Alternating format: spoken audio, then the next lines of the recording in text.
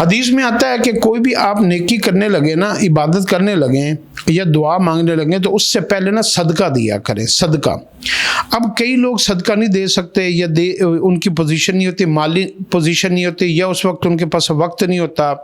تو ایک درود پاک ایسا آیا ہے حدیث کے اندر کہ جو بندہ اس درود پاک کو ایک دفعہ پڑھے گا وہ ایسا ہے جیسے اس نے پوری انسانیت کے لیے ایک صدقہ دے دی ہے۔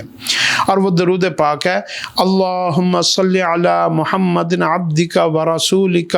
وصلی علی المؤمنین والمؤمنات والمسلمین والمسلمات، اللہم صلی علی محمد عبدک ورسولک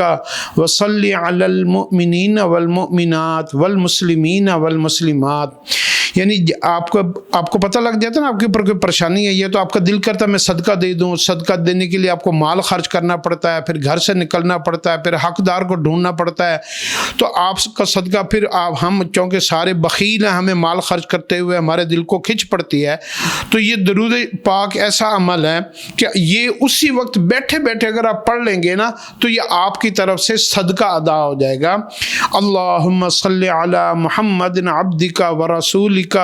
وصلی علی المؤمنین والمؤمنات والمسلمین والمسلمات۔